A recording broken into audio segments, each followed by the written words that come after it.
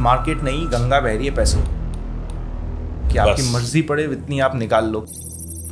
ये जो मार्केट है इसके पास तो अथार पैसा है। There is a huge capacity of paying. 1 crore 2 crore कई लाख करोड़ आप कमा सकते हो। बस अगर मैं इन 3 चीज़ों को फॉलो करता हूँ, पैसा कमाना इतना आसान है स्टॉक मार्केट में जिसका कोई हद हिसाब नहीं। But whenever you will have greed, खत्म है काम। मैं नया काम करना स्टार्ट करना चाह रहा हूँ, तो मेरी शुरुआत कहाँ से होगी? देखिए, मैं एग्जैक्ट स्ट्रैटेजी तो नहीं बताऊंगा किसी को, लेकिन मैं एक प्रॉपर सिस्टम बताता हूँ कि कैसे करना चाहिए। जितना मैं इंटरेक्ट कर पा रहा हूँ, मेजॉरिटी के पास कैपिटल होता है 2 लाख से लेके 7-8 लाख के बीच का। तो अगर किसी को लग रहा है कि यार मैं खो दिया 7 लाख तो मेरे को तो दिक्कत आ जाएगी, मेरे को तो लोन लेना पड़ जाएगा। ओनली पेनी पीपल बाय पेनी स्टॉक्स। हमेशा क्वालिटी पे फोकस करो, क्वांटिटी पे नहीं। ये हमारी पहली मिस्टेक होगी जो हम कर जाते हैं। पैसे कमाने हैं तो पहले तो हमें सीखना पड़ेगा। There is no substitute to learning. Patience, discipline, skills, इसके अलावा कोई वे आउट। कि आपके एक फ्रेंड ने 100 करोड़ का कोई प्लॉट लिया, तो प्रॉपर्टी में करना चाहिए इन्वेस्टमेंट। आप एवरेज देखोगे तो property is not giving you more than 10% CAGR और 20 ईयर्स।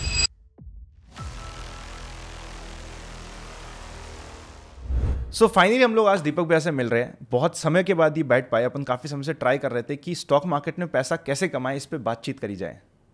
बिल्कुल। देखिए, स्टॉक मार्केट में पैसा कमाना बहुत आसान है अनंत। मैं आपको एक बात बताता हूँ। मान लीजिए आज कोई एक व्यक्ति है, उसके पास 2, 5, 10 लाख रुपए हैं।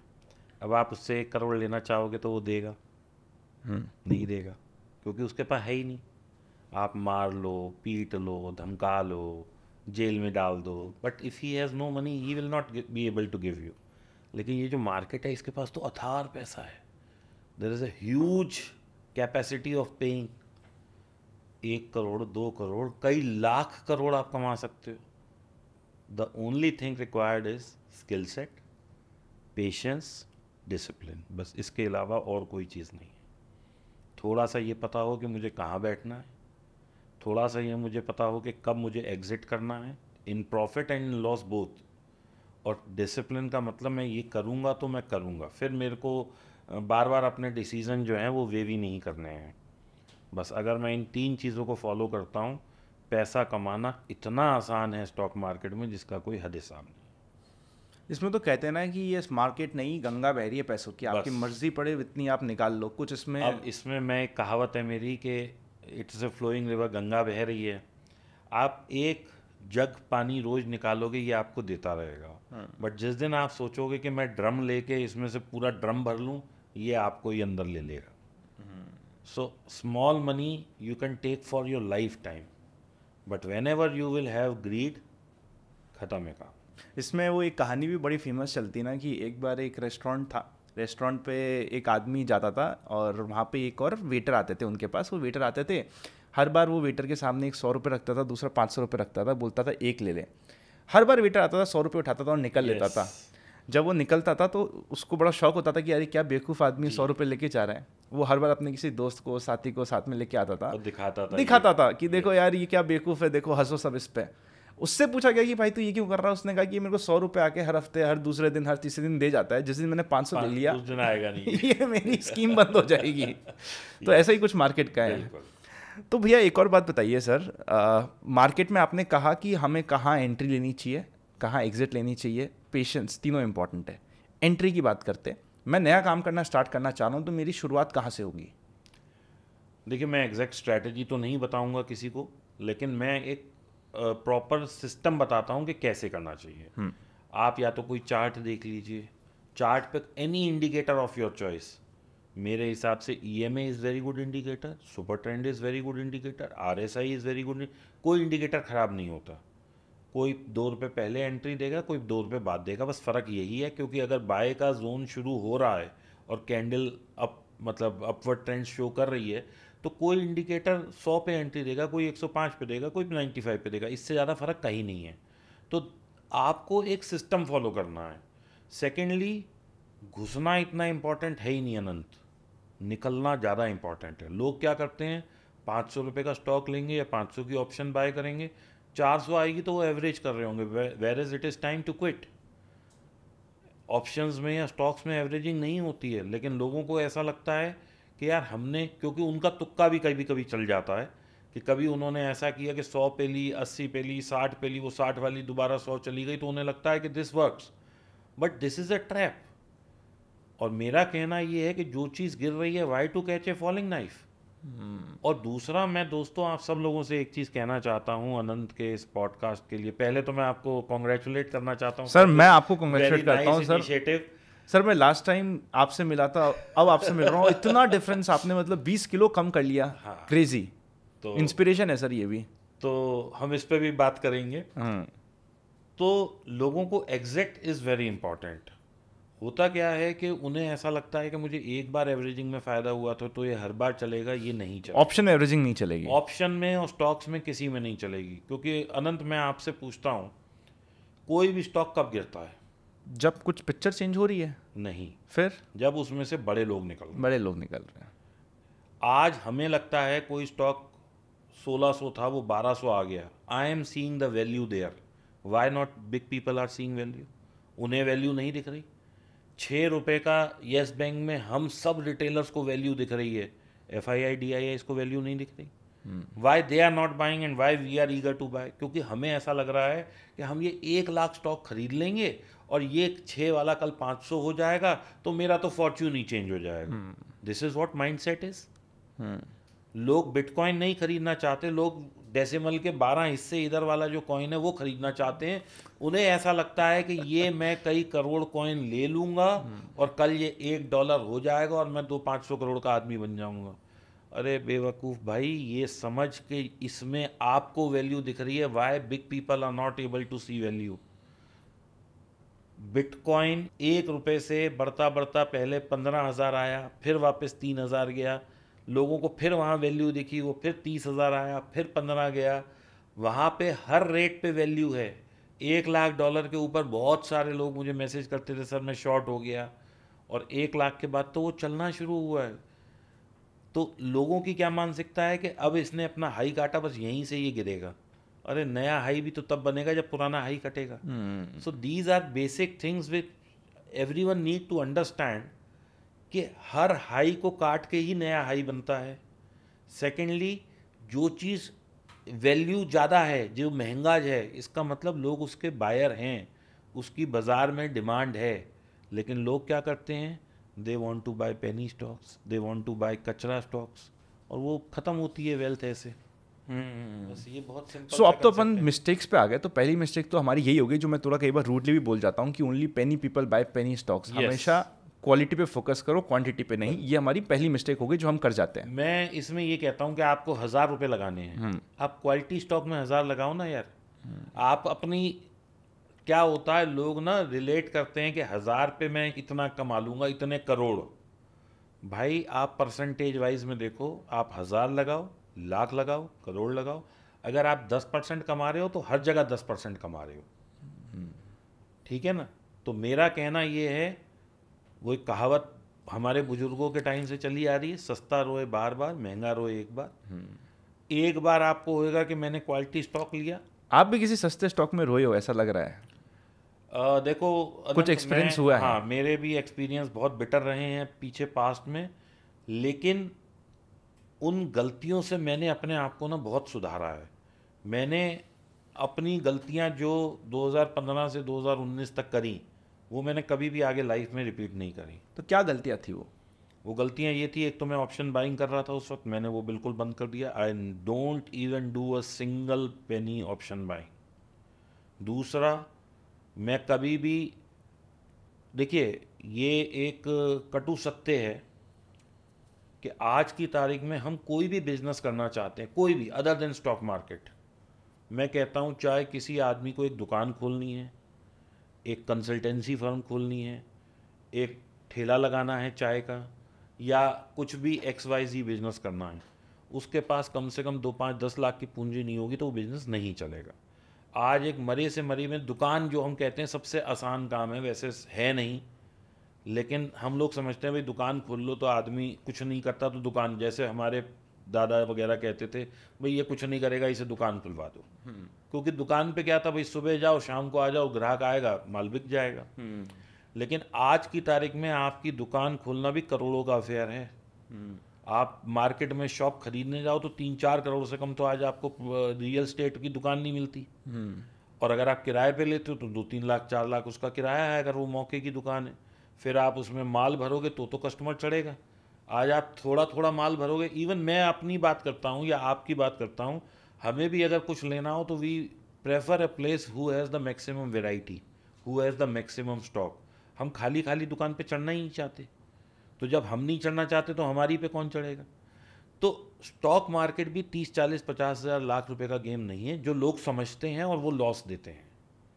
It is a big money game. पैसा ही पैसे को खींचता है। ये लोग जितना जल्दी समझ लेंगे उतना पैसा ज़्यादा कमा लेंगे।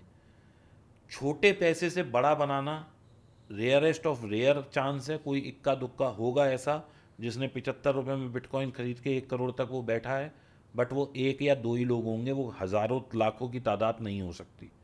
क्योंकि मुनाफे को पचा पाना भी एक बहुत बड़ा उसके लिए डाइजेस्टिव सिस्टम चाहिए जो किसी के पास नहीं होता। मुनाफा तो लोग ले लेते हैं 10% में ही, सोचते हैं अरे यार ये कभी लॉस ना हो जाए, लॉस ना हो जाए।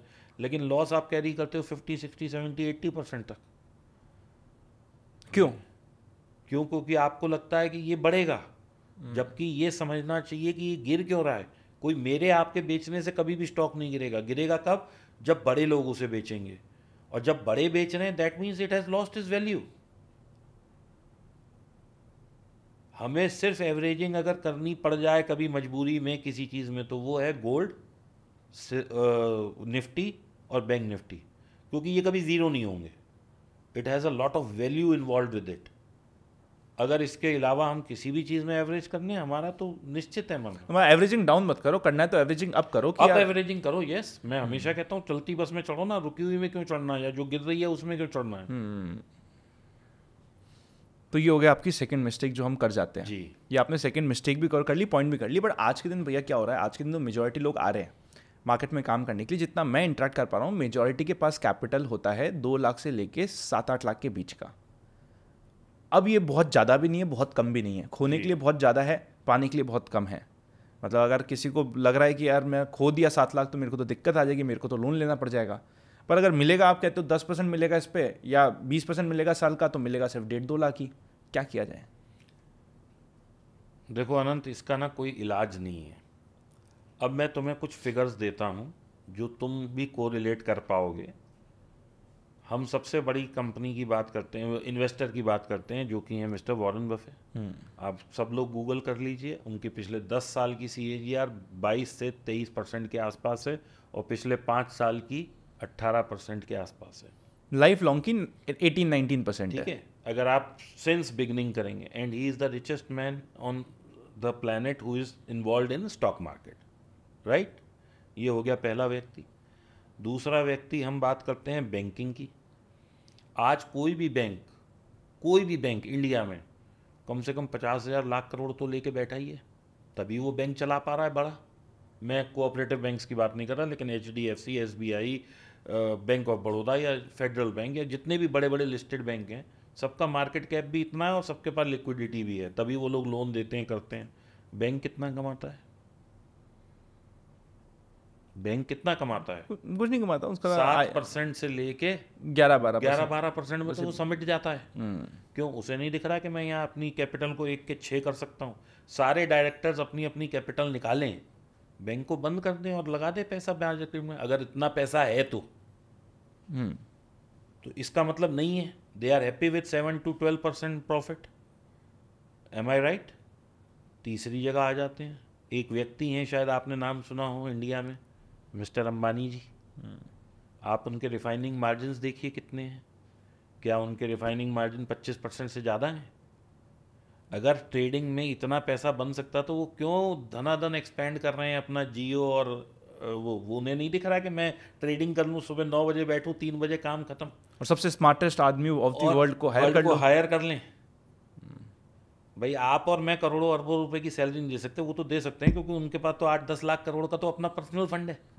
He can do that, but still he is working for 20%, 30%, 15%। तो कहने का मतलब है किसी भी धंधे में इससे ज़्यादा प्रॉफिट नहीं है। अब लोगों को लगता है कि मैं 7 के 15 कर लूँगा या 50 कर लूँगा, तो वो उनका मिसकंसेप्शन है, इस पे हमारी कोई डिबेट है ही नहीं। ये उन्हें सीखना पड़ेगा। अब वो खुद से नहीं सीखेंगे, मेरे और आपके कहने से नहीं सीखेंगे, तो मार्केट सिखा देगा।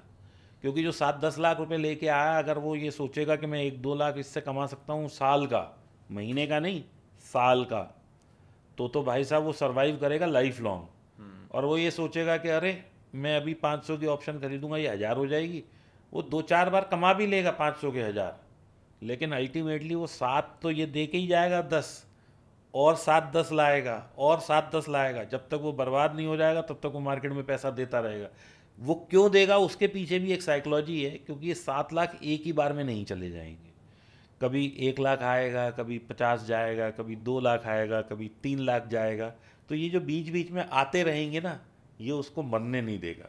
वो कहेगा यार मैंने उस दिन तो कमाया था, मैंने इस दिन तो कमाया था, मैंने देख उस दिन।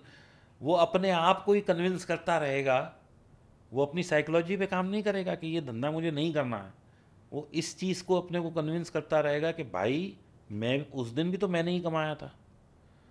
वो अपने आप को ना वो करता रहेगा पैसिफाई, और इस पैसिफाई करने करने के चक्कर में वो बेचारा इतना बर्बाद हो जाएगा। क्योंकि मेरे पास तो रोज़ लोग आते हैं कि सर मेरा, can you believe a person has come to me with a loss of almost 18 crore option buying में। मैं कहता हूँ भाई तूने अपनी ज़िंदगी तो ख़राब करी, अपनी आने वाली 2 जनरेशन और ख़राब करती। तो इट इज़ एडिक्शन, इसको सीखना पड़ेगा लोगों को। और ये चीज़ समझनी पड़ेगी कि हम थोड़ा थोड़ा कमा के अपने ग्रीड और डिसिप्लिन, मतलब ग्रीड को कंट्रोल और डिसिप्लिन में रह के तो पैसा कमा सकते हैं। इट इज़ नॉट स्पेकुलेशन, ये कोई जुआ सट्टा नहीं है। लेकिन देखो, मैं खुद ऑप्शन सेलिंग करता हूँ, मैं मेन ऑप्शन सेलर था और बहुत हैवी क्वांटिटी में करा करता था। और मज़े की बात ये कि मैंने मल्टीपल एल्गोस के काम करे थे। अगर इंडिया के किसी भी एल्गो वाले से बात करोगे ना, ही वुड नो मी कि यार अनंत है जो राजस्थान से एल्गो में बहुत ठीक काम कर रहा है। 2021 बहुत अच्छा हुआ, 2022 बहुत अच्छा हुआ, 2023 दिसंबर तक बहुत अच्छा हुआ है। एक भी ऐसा महीना नहीं जा रहा था कि पूरे महीने में हमारे लॉस हो रहा है। एवरीथिंग वॉज गुड, हम लोग यार तो बढ़िया चल रहा है। जनवरी दिसंबर 2024 में पहली बार लॉस लगे, फेब में लगे, मार्च में लगे। मुझे रियलाइज हुआ शायद सिस्टम में कुछ बदल गया है, और वो कुछ पर्टिकुलर दिन ही अचानक से आते हैं जहाँ पे रैंडमली अननेसेसरी लॉस लग जाता है चलते फिरते। एक बार जब हमारा स्टॉप लॉस हंट होता है फिर नीचे आता है। मैंने कहा ये हुआ क्या। क्वांटिटी मैंने 60% डाउन कर दी, 40% से ट्रेड किया।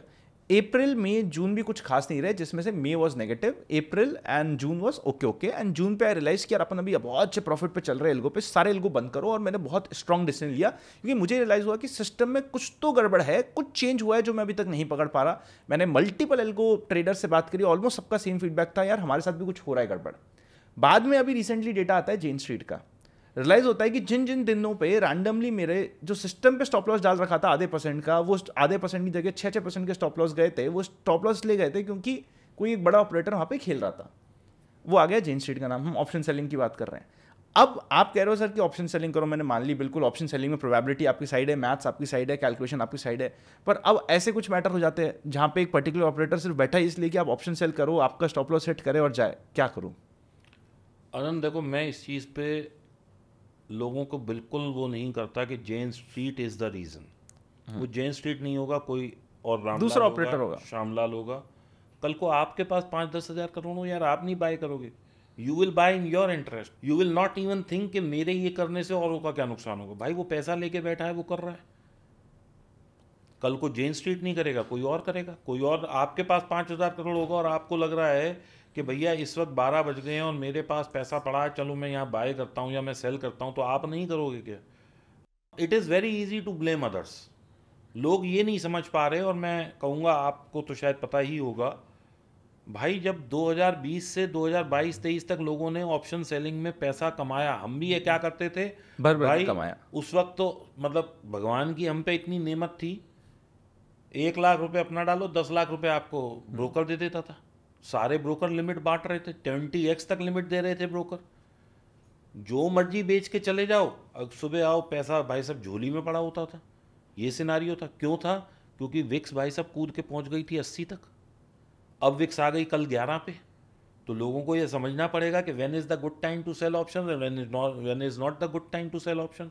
अब आप ये नहीं कर सकते कि मेरी एक स्ट्रैटेजी है जैसे मैं एक एग्जांपल देता हूँ, 9.20 पे लोग बेच लेते, 9.20 स्ट्रेटजी जोड़ी बहुत बेच चली, देते हैं। जोड़ा बेच देते थे, 20% का एसएल लगा दो। भाई साहब 2200 रुपये का उस वक्त स्ट्रेडल बिक रहा था, तो कैसे पैसा नहीं आता? 2200 वाले को अल्टीमेटली एक हफ्ते में तो जीरो होना ही है। लोगों को ये समझना पड़ेगा what is the logic behind all this. अब क्या है, प्रीमियम ही इतना स्क्वीज हो चुका है क्योंकि विक्स कम होती जा रही है, विक्स कम हो रही है तो अब क्या है, डेल्टा का इफेक्ट आ रहा है। 500 पहले क्या होता था, 500 पॉइंट बैंक निफ्टी चलती थी तो मूवमेंट जो है मुश्किल से 150 पॉइंट होता था, आपका 2%, 3%, 20% का स्टॉप लॉस कटता ही नहीं था। क्यों? क्योंकि उसमें इतना सारा थीटा भरा हुआ था। तो जैसे ही वो अगर 150 पॉइंट बढ़ता था, 100 पॉइंट थीटा कम हो जाता था, तो किसी को लॉस नहीं होता था।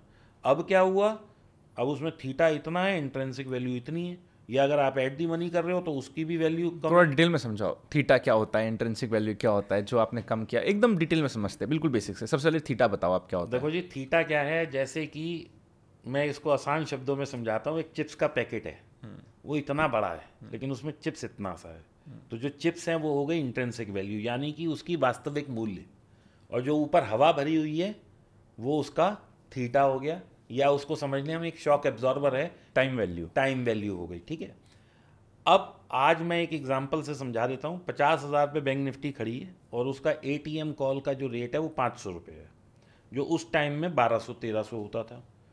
अब 500 रुपये आ जाए मंथली का, उस वक्त वीकली का होता था 1200 रुपये, तो आप सोचो मंथली कितना होता होगा।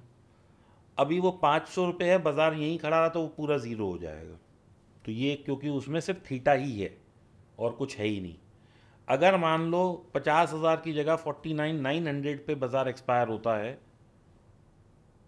तो उसकी वैल्यू हो गई कितनी, 100 पॉइंट, सॉरी वो आउट ऑफ द मनी हो गया। 50,100 पे एक्सपायर होता है तो उस वो 100 पॉइंट इन द मनी हो गया। अब ये 500 की जगह 400 100 पे एक्सपायर होगा, 400 इसमें से उड़ जाएगा। As we go in the money, वो इंट्रिंसिक वैल्यू बढ़ती रहती है। As we are at the money, it is all theta. As we go out of the money, it is all theta. तो ये चीज़ ऑप्शन सेलिंग में main ये फायदा है, सपोज करता है आपने 50,000 का कॉल बेच दिया, आप सिर्फ ये चाहते हो कि मार्केट बढ़े नहीं, चाहे बस बहुत ज़्यादा टूट जाए, थोड़ा वहीं टूट खड़ा जाए, रहे। वहीं रह जाए, 60 थोड़ा सा बढ़ जाए तब भी आप प्रॉफिट में निकल जाओगे। 66% हमने प्रोबेबिलिटी अपने साइड में कर ली, सिर्फ 33% हमारी लॉस की प्रोबेबिलिटी। तो ये चीज़ है। दूसरा, लोग हेज नहीं करते। अरे भाई तुम लाखों करोड़ों रुपए लगा रहे हो, तो आज मैं एक प्रोसेस आपसे समझने को, आपने गाड़ी तो कोई ली होगी, अब तक कभी गए हो शोरूम, तो क्या प्रोसेस है, हमने पैसे वैसे दे दिए, इसका क्या प्रोसेस होता है फिर? देखते हैं सर सबसे पहले तो सारी जगह। नहीं, हमने देख ली, फाइनल लिया। कर ली, गाड़ी के पैसे दे दिए, लोन हो गया, ये वो सब हो गया। Now what is the process? Delivery लेके आते हैं, नहीं, इंश्योरेंस करवाते हैं। सबसे पहले वो इंश्योरेंस करेगा आपका। वो गाड़ी आपको गेट से बाहर नहीं निकालने देगा अपने शोरूम से जब तक आपके पास इंश्योरेंस नहीं होगा। क्यों? क्योंकि ये किसने कहा कि हम गाड़ी लेके बाहर निकले और वहां से कोई हमें नहीं मार देगा? That means accident comes without pre notice, वो कभी भी हो सकते हैं। तो जब आप एक गाड़ी लेते हो जिसकी वैल्यू 2.5 लाख रुपए से लेके 10, 20, 25, 50 लाख की होती है, उसमें इंश्योरेंस पहले लेते हो, तो जब आप करोड़ों रुपए की ऑप्शन सेल या बाय कर रहे हो तो उसमें आप हेज क्यों नहीं करते? Hedge is what? Insurance. So you need to understand. मतलब वर्टिकल क्रेडिट बना दो, आप ये कहना चाहते हो? Sir there are so many ways. आप क्रेडिट स्प्रेड में काम करो, डेबिट स्प्रेड में करो, बट नेकेड मत करो ज़्यादा। नेकेड मत करो, स्पेशली जब विक्स बहुत लो हो। विक्स बहुत लो हो। क्योंकि अभी क्या है, मैंने एक, मान लो वो बना दिया क्रेडिट स्प्रेड, मैं आसानी से बता देता हूँ भाई साहब, 500 की बेची, 200 की खरीद ली, मैं इतना आसान कर देता हूँ लोगों के लिए। अब क्या होगा कि मेरा लॉस, ये सिर्फ बीच का जो गैप है यही हो सकता है। तो मैं अनलिमिटेड लॉस से पहले तो अपने आप को लिमिटेड लॉस में लाऊं ना जी। मैं क्या कमाऊंगा क्या नहीं कमाऊंगा ये तो मुझे मार्केट डिसाइड करेगा, लेकिन मुझे मार्केट को क्या देना है ये तो मुझे, before I take the trade I have to decide. If I am not deciding, नहीं ठीक है, फिर तो मैं अनलिमिटेड लॉस के लिए तैयार ही हूँ। सिंपल सी बात है, कुछ है ही नहीं इसमें। इंटरेस्टिंग, काफ़ी इंटरेस्टिंग बात हुई। और इसमें मेन क्या है, जेन स्ट्रीट में तो मेरे को लगता है वो एक्चुअल डेट्स भी मैच हो रही थी हमारी, इसलिए मैं वो कह रहा था। और उसमें तो मेन बैंक्स पीछे पड़ी थी, बैंक ने बोला कि हमें करना नहीं आता ये, बैंक्स भी तो कर सकती है, उनके पास भी लाखों करोड़ रुपए, उन्होंने कहा ये तो हम भी कर सकते हैं, बट आपने कंप्लाइंस थॉट बिठा रखी है, आप बोलते हो हम नहीं कर सकते, और ये आके वही करके ले गया और पैसा भी इंडिया से बाहर ले गया, इसलिए वहाँ पे बड़ी दिक्कत आ गई थी। देखिए अनंत, मैं ना इस चीज़ को कहीं वो नहीं करूँगा। आप कार चला रहे हो, दूसरा पी के चला रहा है, अब आप उसको ब्लेम नहीं करोगे, आप अपने आप को बचाओगे। आज जेन स्ट्रीट है, कल कोई और स्ट्रीट होगी, परसों कोई और होगी। मैं अपनी गलतियों का खमियाज मतलब वो जो है ओनस किसी और को देता रहूँगा तो मैं कब सीख के करूँगा। ये किसने कहा कि जेन स्ट्रीट ने क्या किया? भाई हमने गलती करी, ये फाइन ले लो, हम दोबारा आ गए। अब क्या इसका इलाज है? क्योंकि उनको पता है ना इंटरनेशनल कोर्ट ऑफ लॉ में अपन ज़्यादा कुछ कर नहीं पाएंगे, बस। और इंडिया बहुत ज़्यादा स्ट्रेच कर नहीं पाएगा इंटरनेशनल कोर्ट तो ऑफ लॉ में। सिंपल सी चीज़ है भाई, ये तो कोई ना कोई आता रहेगा। आज फॉर दैट मैटर मैं कह रहा हूँ कि आप 2-5 हज़ार से ट्रेड करने बैठ जाओगे तो you will also have the power के 100-200 पॉइंट आप मार्केट को हिला सको। क्या आप नहीं हिला पाओगे? वो तो लाखों करोड़ लेके बैठा है, क्या आप 500 करोड़ से नहीं हिला पाओगे? आप भी हिला दोगे। फिर हम कैसे इस चीज़ को रोक लेंगे यार? ये तो भाव मतलब बायर सेलर मार्केट है ना। इंटरेस्टिंग। तो और क्या मिस्टेक हो जाती है हमसे, या और कैसे क्या किया जाए कि पैसे कमाने लग जाओ? मेरे को तो बाकी सारी बातें छोड़ो, आपने इतनी बातें करी, मेरे को नहीं, मेरे को पैसे कमाना है, पैसा कमा पैसे दो। कमाने हैं तो पहले तो हमें सीखना पड़ेगा।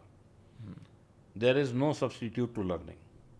हमें ऐसा लगता है कि मुझे सब कुछ आता है, मैं तो 10 साल से ट्रेड कर रहा हूँ और लॉस में हूँ, तो मेरे अंदर ये एक ईगो भर गई है कि भाई मुझे तो आता है। लेकिन ये जब आप कहीं सीखने बैठते हो तो आपको नहीं आता है। जिस दिन आदमी ये समझ लेगा कि मुझे नहीं आता, तो भाई पैसा उस दिन बनता है पैसे मार्केट बनने में? लगेगा। क्यों नहीं बनता? किसने बनाया है बताओ? मैं कम से कम 10,000 लोगों को जानता हूँ जो बनाते हैं। कोई एग्जाम्पल दो अच्छा जो लगे कि हाँ यार। आपने बनाया पैसा मार्केट से, मैंने बनाया पैसा मार्केट से, and I know a community of almost Delhi में ही मैं जानता हूँ कम से कम 1000 ट्रेडर को जिनसे मैं पर्सनली मिला हूँ, वो पैसा बना रहे हैं। ये नहीं हम कह सकते 7% तो सेबी भी कह रहा है ना लोग पैसा बना रहे हैं। चंद मुट्ठी भरी तो FII DII से, बाकी तो सब रिटेलर पैसा बना रहा है ना। तो वो 7% लोग जो पैसा बना रहे हैं वो बना ही रहे हैं ना। वो कैसे बना रहे हैं? पेशेंस, डिसिप्लिन, स्किल सेट, इसके अलावा कोई वे आउट नहीं है। पेशेंस कैसे है? पेशेंस कैसे है? मान लो मैंने चार्ट देखना शुरू किया और मुझे पता है कि ये EMA है, इसके नीचे जाएगा तो मैं सेल करूँगा, ऊपर जाएगा मैं बाय करूँगा। तो अगर मेरा ट्रेड 2 दिन बाद बन रहा है तो मुझे आज बैठना चाहिए। हर वक्त मुझे ट्रेड में नहीं रहना है। Every time is not a good time to be in trade. और जिस वक्त मार्केट गिर रहा है मैं उस वक्त डर रहा हूँ, वो सपोर्ट पे आ गया मैं बाय नहीं कर रहा हूँ। अरे सपोर्ट पे लो बहुत ज़्यादा क्या होगा, छोटा सा एक ऐसे निकलेगा, काट दो। लेकिन अगर वो सपोर्ट से पलट गया तो मुझे कितना लंबा राइड मिलेगा? वहाँ मेरा रिस्क टू रिवॉर्ड 1:10, 1:12, 1:15 होता है। तो लोगों को ये समझना पड़ेगा कि every time is not good time to enter a trade. कोई ज़रूरी नहीं है कि मेरे कई दफ़ा मुझे ऐसा होता है 15 दिन ट्रेड नहीं मिलता, मैं बैठता हूँ, क्या करें भाई? आज घुस जाऊँ और इतना बड़ा लॉस लूँ, इससे बेटर है कि मैं हाई प्रोबेबिलिटी पे घुसूँ ना। आपने रिसेंटली एक गाड़ी भी ली, बधाई हो sir. Thank you very much. कौन सी ली सर, सबसे पहले बता दो। वो मैं नहीं बताना चाहता। अच्छा, तो वो कैसे ली, क्या है उसके पीछे का माइंडसेट? क्या आपने कोई अपनी कैपिटल तोड़ के ली, प्रॉफिट से ली, अर्निंग से ली है? Earnings, regular flow of income से ली है। इंटरेस्टिंग। तो क्या आपका मतलब कोई मन था कि यही गाड़ी लेनी? क्योंकि जो आपकी गाड़ी है वो काफ़ी लोगों का सपना होता है कि यार हमें ये गाड़ी चाहिए। अनंत, ऐसा नहीं है कि कुछ ऐसा सोच था, बस एक ये सपना ही था कि अपने पास ये गाड़ी होनी चाहिए। तो गाड़ी लेने से पहले मुझे क्या सोचना चाहिए कि मेरे को कौन सी गाड़ी लेनी है? देखिए, मैं सबसे पहले इसमें एक बहुत चीज़ क्लैरिटी दे देता हूँ लोगों को। आप चाहे 2 लाख की गाड़ी लें, 5 लाख की लें, 10 लाख की लें, 50 लाख की लें, एक तो ये सोच के ना लें कि उसके पास ये गाड़ी है तो मुझे ये चाहिए। कभी भी कोई भी एक्सपेंस, कोई भी ट्रेड, कोई भी खर्चा, कोई भी चाहे प्रॉपर्टी लें। अब मेरे दोस्त ने जोरबाग में कोठी ली, वो 100 करोड़ की है। अब मैं थोड़ी उस रेस में घुस जाऊंगा कि मुझे लेनी है। तो मेरे पास जितनी पर्याप्त मात्रा में कैपिटल है, मुझे सिर्फ उस पे काम करना है।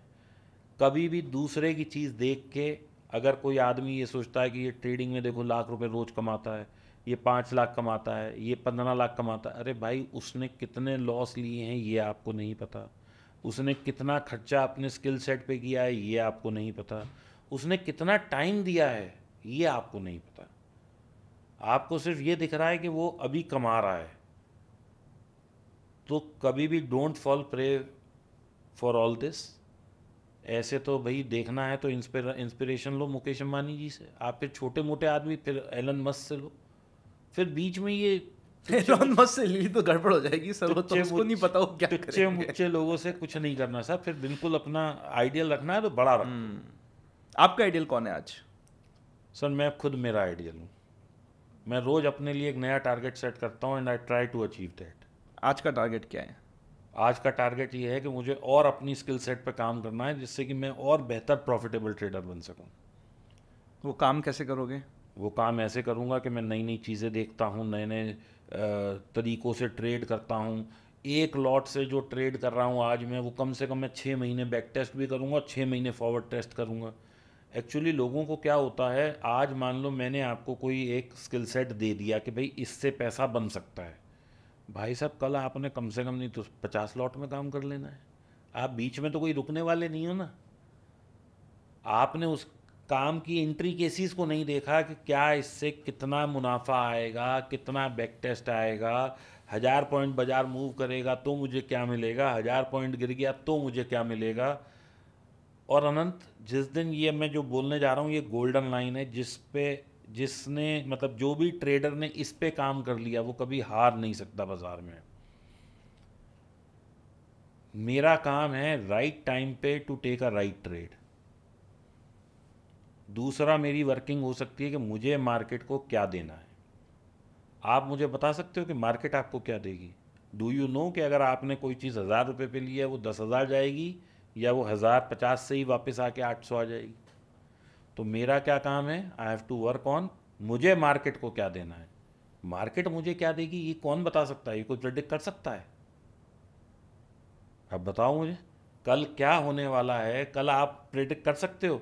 इजराइल ईरान हो जाएगा, यूएस का सैंक्शन आ जाएगा, यूएस चाइना पे लगा देगा, यूएस इंडिया पे लगा देगा, पाकिस्तान का किसी से कोई पंगा हो जाएगा। हम तो आज ग्लोबल मार्केट में एक हिस्से हैं, कहीं पे भी कुछ होगा हमारे यहाँ इफेक्ट आ जाएगा। अभी रशिया यूक्रेन हुआ, लोगों को लगा भाई रशिया तो खा जाएगा यूक्रेन को, आज 4 साल तो हो गए भाई साहब, कुछ अभी नहीं कर तक पाया। कहीं कुछ ना हो रहा।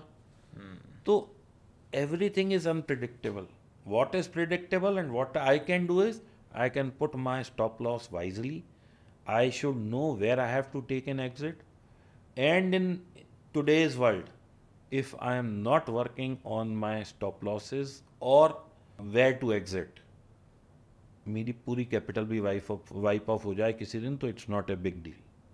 सर स्टॉप लॉस पे आप बहुत ज़्यादा फोकस कर रहे हो, बट होता क्या है सर, मैं आया हूँ मार्केट से प्रॉफिट कमाने। अगर मैं डॉक्टर हूँ तो मेरे को मेरे प्रोफेशन में सही होने की आदत है।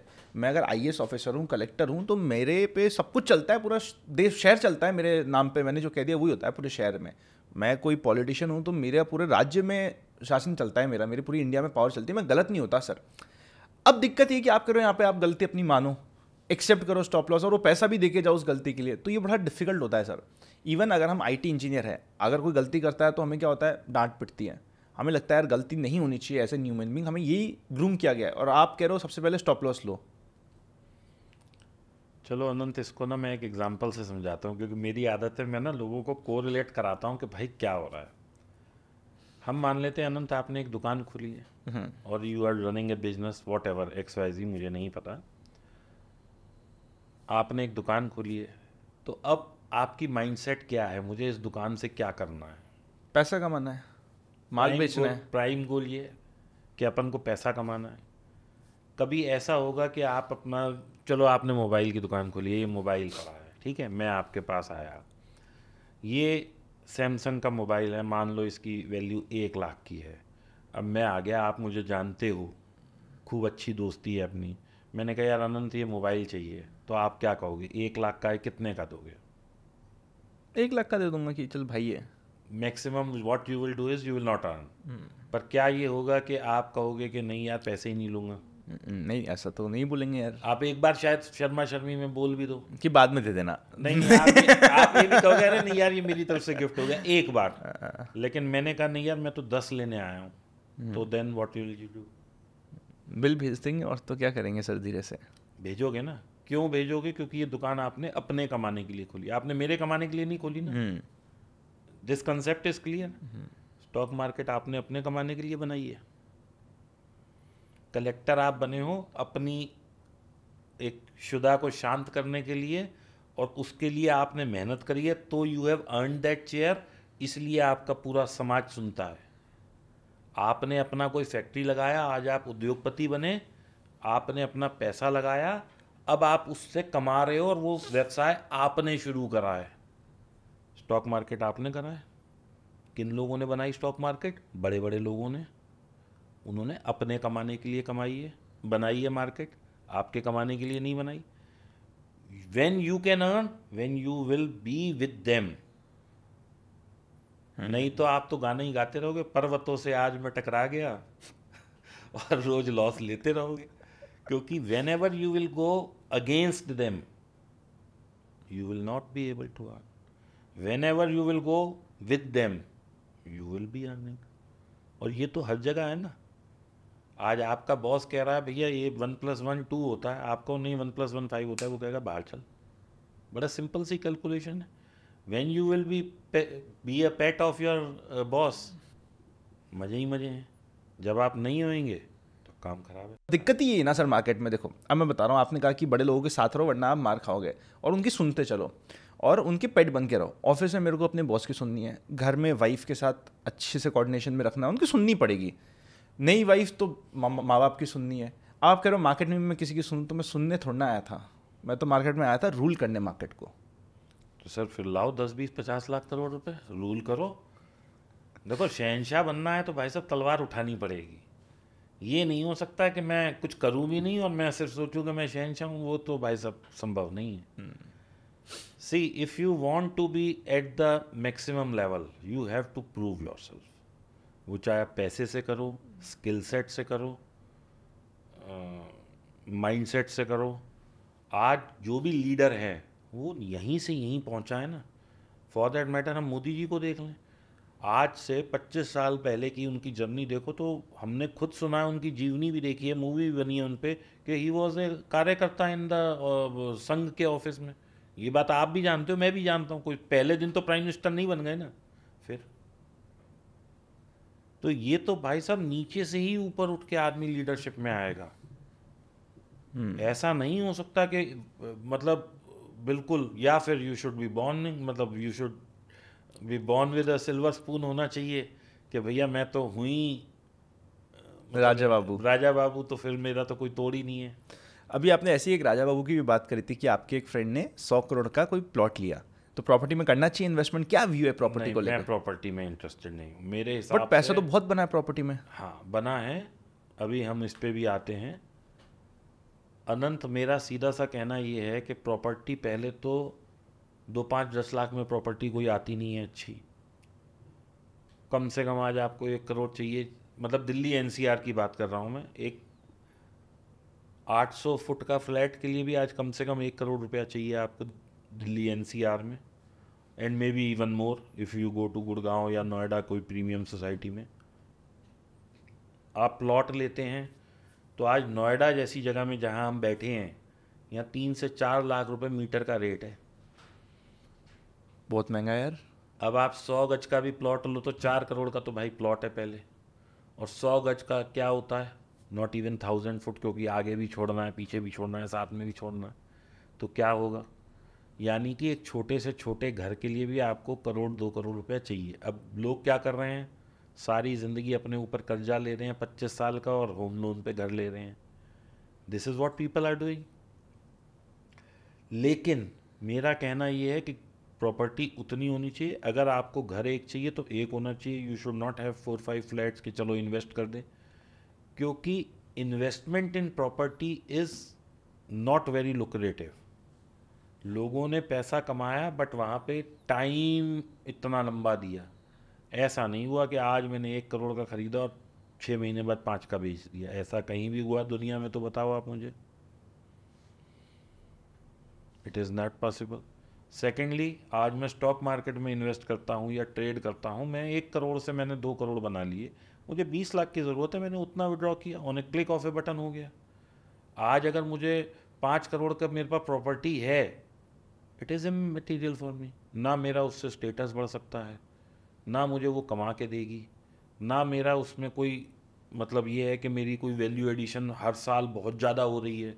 अगर आप एवरेज देखोगे तो property is not giving you more than 10% CAGR और 20 ईयर्स। और ये तो कोविड के बाद से हम देख रहे हैं ना प्रॉपर्टी में जंप। 2005 से लेके 2018-19 तक जिसने 10 करोड़ की प्रॉपर्टी खरीदी उसकी 9 में बिक रही थी। 1 करोड़ वाला फ्लैट बढ़ के दे ही नहीं रहा था लोगों को। कहाँ पे है बताइए आप मुझे। और 2-5-10% अगर बहुत अच्छे चल भी रहे थे तो मैं उसको एक बेंचमार्क नहीं मान सकता। जैसे गुड़गांव डेवलप हो रहा था, इधर नोएडा हो रहा था, इसमें हम मान सकते हैं कि लोगों का थोड़ा मल्टीप्लाई हुआ पैसा, but property is never a good asset. क्यों? आज मुझे पैसे की ज़रूरत है, हो सकता है 6 महीने ना बिके। इससे तो बेटर है आप गोल्ड ले लो। कभी भगवान ना करे आपको पैसे की ज़रूरत पड़े, आप जाओ और एकदम से कैश कर लो। और गोल्ड में सबसे बड़ा एडवांटेज, आपने मान लो 1 किलो ले लिया गोल्ड, आज 1 करोड़ रुपए का है, आज 1 किलो ले लिया, आपको 10 लाख की नहीं 2 लाख की ज़रूरत है, जरा सा चीरा लगाओ दे दो उसे 2 लाख का, पूरा नहीं बेचना।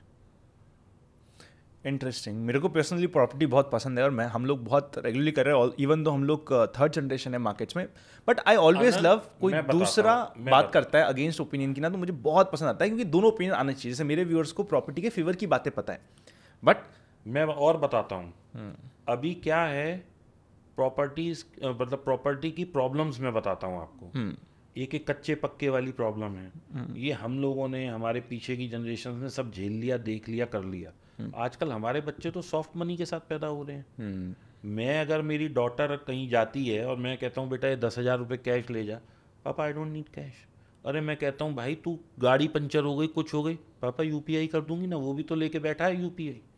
मतलब फॉर 50, 100, 200 पेनी कैश वाली चीज़ें भी वो लोग कहते हैं अभी we are happy with soft. सही बात है, हम तो आज भी कैश कैरी करते हैं, क्योंकि सिखाया गया है कि कभी कोई दिक्कत आ गई तो कैश पैदा हुआ था तब से ही कैश है। लेकिन आज की तारीख में यकीन मानो अनंत, अगर मैं अपनी जेब में 10,000 लेके, मेरी बहन भी नहीं करती कैश मैं कैरी, पूरा 1 महीना वो 10,000 खर्च नहीं कर पाता, क्योंकि कैश में खर्च कहाँ करूँ मुझे समझ ही नहीं आता।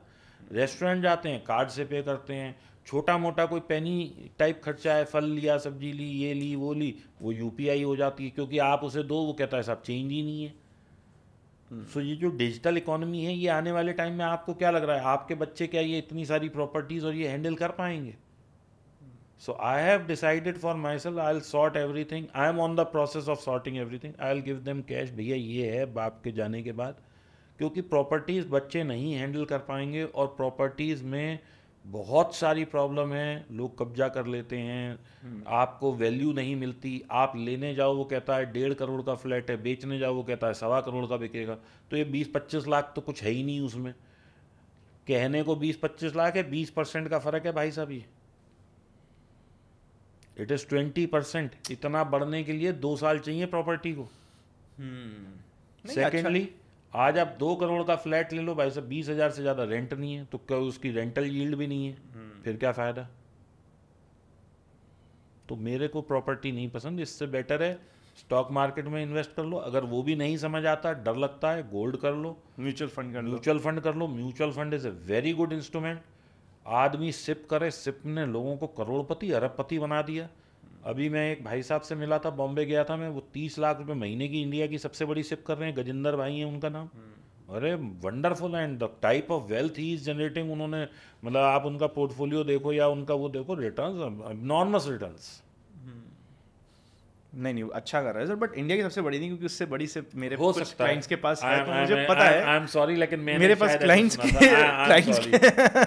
No offence to your clients and to Gajendra भाई, लेकिन नहीं, but he is doing very good, अच्छा काम कर रहे हैं और बहुत अच्छी बात करते हैं, बिल्कुल फाइनेंशियल प्लानिंग पे बात करते हैं, समझदार सुलझे हुए आदमी, बड़े अच्छी से समझाते हैं चीज़ों को। सो हमने मतलब काफ़ी कुछ कवर कर लिया आज के इस डिस्कशन में। आई थिंक आप सबको भी बहुत मज़ा आया होगा। अगर मज़ा आया तो लाइक कर दीजिएगा। इवन सर के चैनल को आपने फॉलो नहीं किया तो सारे इंपॉर्टेंट लिंक्स मैं आपको डिस्क्रिप्शन में दे दूंगा। इस चैनल को सब्सक्राइब नहीं किया तो इस चैनल को भी सब्सक्राइब कर देना, क्योंकि अब हम कॉन्वर्सेशन भी आपके लिए लाने वाले हैं।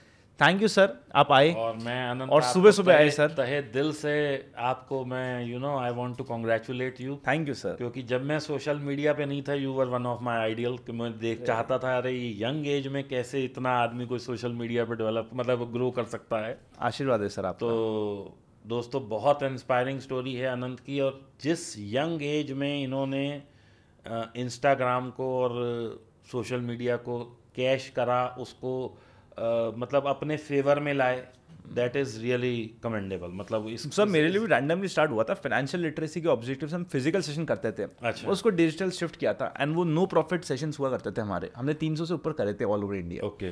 तो ये तो बिल्कुल एक रैंडम डिसीजन था, मेरे को मोनेटाइज करते ही नहीं पता था सर। पता है 1 साल पहले मैंने यूट्यूब पे मोनेटाइजेशन ऑन नहीं किया था, क्योंकि पता नहीं था कि मोनेटाइजेशन भी कुछ होता है, क्योंकि कभी वो ऑब्जेक्टिव नहीं था।